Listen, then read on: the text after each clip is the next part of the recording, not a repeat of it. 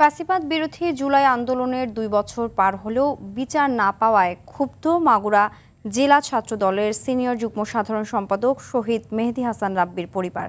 তাদের অভিযোগ, জামিনে বের হয়ে প্রকাশ্যে ঘুরে বেড়াচ্ছে আসামিরা। সরকার পরিবর্তন হলেও বিচারে নেই কোনো অগ্রগতি।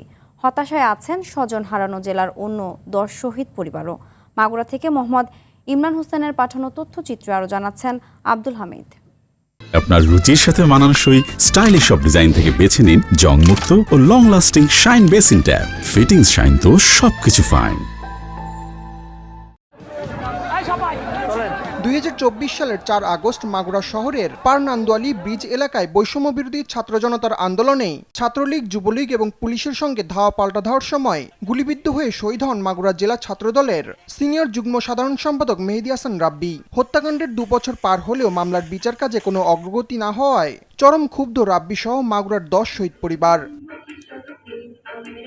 রাব্বি হত্যা মামলায় মাগুরা জেলা আওয়ামী লীগের সাবেক ২ সংসদ সদস্য সহ ১৫০ জনকে আসামি করা হয়। তবে পরিবারের অভিযোগ, কৌশলে জামিন নিয়ে অনেকেই এখন রয়েছেন ধরাছোঁয়ার বাইরে। কিছুদিন পরেই তারা জামিন পেয়ে যায়। জামিনগুলো কারা করাচ্ছে আমাকে বলে দেন, আমি কোথায় যাব, আমাকে কি করতে হবে আমার বড় হত্যার বিচারের জন্য।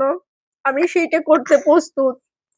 আমার আর কিছু হারানোর নেই, আমার বাচ্চার দায়িত্ব আপনাদের সবার। গত ২ বছর হয়ে গেল এই স্বৈরাচার পতন হয়েছে, কিন্তু এখনো পর্যন্ত আমরা দৃশ্যমান কোনো বিচার প্রক্রিয়া দেখতে পাচ্ছি না। জামিনের মাধ্যমে বের হয়ে আমাদের সামনে দিয়েই ঘুরে বেড়াচ্ছে এবং বিভিন্ন ধরনের হুমকি দামকি দিচ্ছে যে এই সকল আসামিদেরকে দ্রুত আইনের আওতায় এনে তাদের সর্বোচ্চ শাস্তি মৃত্যুদণ্ড কার্যকর করে।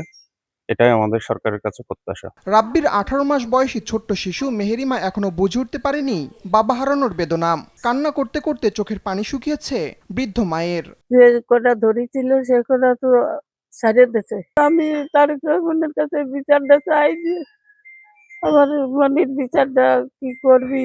সংশ্লিষ্টরা বলছেন, জুলাই হত্যাকাণ্ডের বিচার নিশ্চিত না করতে পারলে আবারও মাথাচাড়া দিয়ে উঠতে পারে ফ্যাসিবাদী শক্তি। আব্দুল হামিদ, RTV।